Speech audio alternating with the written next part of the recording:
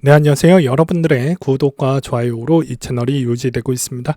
네, 영상 속도는 1.5배를 추천드리는 바이고요. 항상 구독자님, 멤버십 회원님들에게 감사하다라고 말씀을 드리면서 이번 영상을 끝으로 아마도 제가 목감기가 걸렸는데 목감기로 오는 몸살로 인해서 아마 영상을 한동안 좀 쉬어야 될 것 같습니다. 이렇게 좀 불편한 음질을 통해서 듣는 것보다는 오히려 좀 더 치료가 되고 나서 듣는 게 아마 여러분들에게도 그나마 나을 것으로 생각을 해서 신중하게 한번 결정을 했습니다. 빨리 낫도록 좀 하도록 하겠고요. 이번에 비트코인 거물급에 따른 언급들이 좀 많이 있었는데요. 같이 한번 보도록 하시죠. 네, 비트코인 한기 비용 배수로 가격을 형성을 했다. 번스타인이 자꾸 15만 달러 정도를 이야기를 많이 하는데요. 이게 한개 생산 비용을 계산을 해봤을 때 대략 15만 달러 정도가 되어야 될 것 같다. 근데 이게 저번에도 약간의 오차 범위가 있긴 하지만 대략 8만에서 9만 정도만 된다라고 해도 채굴회사들은 반감기 이후에도 충분히 수익성을 보장을 받게 됩니다. 그렇기 때문에 통상 15만 달러 정도라고 하면 과거에 이제 성수기 패턴까지 고려를 해서 값을 좀 넣은 거 아니냐라는 의견도 있기도 했었고요. 그 다음에 JP모건 로빈후드 투자 컨퍼런스에서 제가 제일 좋아하는 드래켄 밀러도 나왔는데 여기서도 이제 드래켄 밀러와 폴 투더 존스 둘 다 비트코인을 들고 있었고 한 분은 지금 털었죠. 그래서 무슨 이야기를 했냐, 소유를 안 하고 있지만 갖고 있었어야 했다 라고 이야기를 하기도 했었고요. 드래켄 밀러가 되게 수익성이 좋죠. 그래서 이번에 드래켄 밀러는 한동안 이념을 채권에 투자를 좀 많이 하겠다라고 이야기를 하기도 했습니다. 근데 이런 언급을 JP모건이나 로빈후드 투자 컨퍼런스에서 이런 이야기를 좀 했다라는 게 큰 의미가 좀 있다라고 볼 수가 있겠고, 드래켄 밀러 입장은 이분은 생각보다 그렇게 복잡하게 꼬아서 볼 필요성은 없는 것 같습니다. 기존의 패턴대로 해석을 할 때마다 항상 그냥 사실 그대로 기반에 이야기를 좀 했던 부분이 있고, 그 다음에 이분이 이제 필드에서 좀 하고 자기 패밀리가 있는 것만 자산 운용을 하고 있기 때문에 그렇게까지 누구 눈치를 보면서 이야기할 필요성은 없겠죠. 그 다음으로 이제 발키리가 최근 블랙록, 아크, 바네크 마찬가지로 현물 비트코인 ETF를 업데이트를 좀 했다고 하는데요. 우측에 있는 내용 한번 갖고 와봤습니다. 그래서 너는 언제쯤에 살려고 하니? 이런 이야기를 저는 구독자분들에게 정말 많이 듣습니다.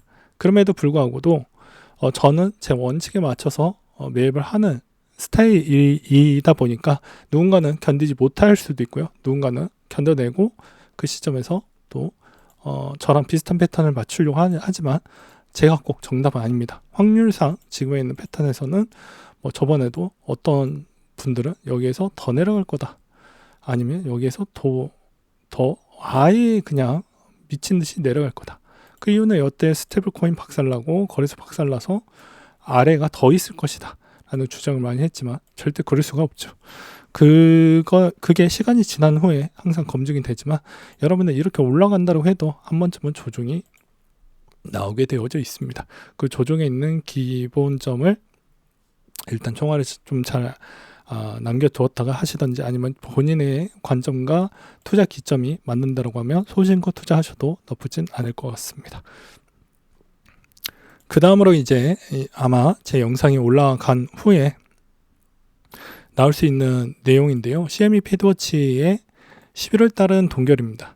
근데 12월 달에는 75%라서 아마도 12월 달이 되면 다른 거 요런 곳 대비보다는 점도표가 상당히 중요한 시점으로 볼 수가 있기 때문에 이 점도표를 보고 중립금리 위치가 어디에 있을 것이냐, 24년도는 골고루 분포가 되어져 있다 보니까 이게 확인이 안 됩니다. 그렇죠. 그래서 여러분들이 생각해야 하는 패턴은 24년도에 밀집도가 어디에 많이 있고, 그러면 한국 경제가 얼마나 힘들어지고 여러분들이 가게에 있는 빚이 어느 정도 충당이 될지 안 될지 이런 것도 잘 확인을 할 필요성이 있다라는 것이죠. 그 다음으로 10년물 국채에 영향을 주었던 내용은 4.92%로 미도시 평균 집값의 7개월째 상승을 보여주었다고 하는데요. 상승의 주요 요점은 시카고, 뉴욕 쪽이 이번에 좀 영향을 많이 주었다고 합니다. 그러니까 기존에 있었던 가장 노른자는 잘 빠지진 않죠. 네, 대부분 거래나 뭐 이런 쪽은 거의 다 시카고, 뉴욕이나 이런 쪽에서 좀 많이 하니까요. 그 다음에 일본 소식인데요. YCC 정책 3개월 만에 또 수정을 했지만 기대 이하다. 제가 저번에도 이야기를 했지만 언론사가 이야기했던 것보다는 6개월 이후나 1년 이후에 봐도 나쁘진 않을 것 같다라고 저는 말씀을 드렸습니다.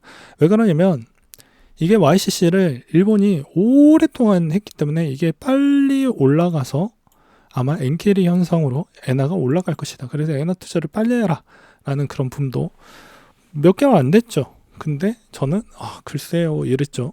그 이유가 10년물의 변동폭 상한 조정도 약간 좀 해줬어요. 그러니까 이 일본 총재에 있는 생각도 약간 확인하면서 가려고 하는 겁니다. 불확실성에 내 자리를 걸면서 베팅하려고 하는 그런 사람들은 없기 때문이죠. 그러면 천천히 약간씩 조금씩 변할 것이기 때문에 당장 엔화의 상승 추이보다 장기적인 관점으로 보는 게 맞고, 아직 엔화 투자하기에는 당장 내년이나 내후년 정도 때 해도 늦지 않지 않을까라고 봅니다. 그리고 그게 내년 후년에 했다라고 해서 꼭 좋은 결과가 뭐 저런 상품군들은 우리가 뭐 많이 먹어봐야 뭐 10% 이상 먹으려고 저런 시장 들어가는 거 아니잖아요. 솔직히 비트코인 하는 사람들은 대다수 뭐 몇 배 먹을 거냐 이런 관점이기 때문에 엔화 투자는 또 어찌 보면 잘 안 맞을 수도 있는 겁니다. 그 다음에 연말 경기에 따른 내용도 한번 준비를 해보았는데요. 고강도 긴축 여파에 따른 내용이라고 해서 3분기가 너무 높게 나왔으니 이게 우려하는 게 4분기까지 좀 볼 필요성이 있다고 했죠. 왜냐하면 3분기 때가 너무 높았으니까 과거에 어떤 전문가가 21년도 4분기 때 너무 높게 나왔으니 아무래도 22년도 1분기 때처럼 박살이 나지 않겠냐. 그러니까 마찬가지로 4분기나 1분기를 보고 판단을 해봐도 늦지 않겠다. 어떤 분들은 인프라 정책으로 인해서 더 많이 내려가지는 않을 것 같다. 또는 내려갔다라고 해도 완만한 침체로 끝날 것 같다. 저도 최근에는 완만한 침체로 좀 볼 필요성이 있는 게, 최근에 대부분 대형 업체들의 임금 인상률 추이를 본다라고 하면 3년물이나 4년 정도에 있는 임금 추이를, 지금에 있는 물가 추이가 지금 3% 후반대까지 내려갔잖아요. 그럼에도 불구하고도 기존 대비보다 임금 인상률 추이가 훨씬 더 높아져 버렸습니다. 근데 그게 어떻게 예측이 안 되니까 예측 범위 안에 들어가지 못하니, 일단은 높여주는 건 기정사실화가 됐으니까 못해도 24년도 아마 하반기 때쯤 정도가 되어봐야지 약간씩은 또 구조조정하면서 이제 실업자를 유도를 하면서 그렇게 또 봐야 되지 않을까라는 생각이 들기도 하고요. 그 다음에 미국 재무부 채권 발행 계획을 또 본다고 하면 6월달 정도의 내용을 보게 되면 최근 동향이 채권 발행 규모가 그렇게까지 많이 늘어나진 않았습니다. 그래서 어찌 보면 이게 생각보다 많이 위험할 것 같으면서도 그렇지 않고 오히려 약간씩은 조정을 하면서 시장을 좀 바라보고 있구나 라고 볼 수가 있겠죠. 그 다음에 이제 11월이 됐으니 11월에 있는 내용 기반으로 한번 보도록 하겠습니다. 이 분기 수익률 추이를 보게 되면 4분기가 역시나 나쁘지 않았는데 11월 달 위주로 본다고 하면 딱 5대5 정도 나온다고 했죠. 시장의 패턴 곡선에서 5대5 정도가 나오기 때문에 여러분들은 여기서도 만약에 비트코인이 도미넌스가 또 한동안 잠깐 쉬어간다라고 하면 53%인데 잠깐 쉬어간다라고 하면 아마도 다시 한번 또 알트코인들이 좀 삐끔삐끔 올라오지 않을까 싶고요. 그 다음에 이제 11월 달이 됐으니 뭐가 됐던 간에 누군가는 조금 더 들고 계시는 분들도 또 있을 수도 있잖아요.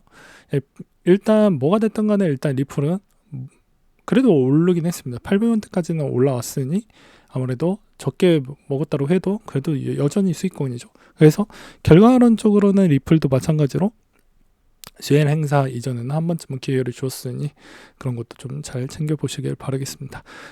여전히 저를 생각해 주셔서 정말 감사하고요. 빨리 치료를 통해서 빨리 회복하도록 하겠습니다. 여러분들도 목감기보다 몸살이 너무 이게 너무 힘드네요, 진짜. 아무튼 건강, 둘째도 건강, 셋째도 건강 하시길 바라겠습니다. 네, 이상으로 마치도록 할게요.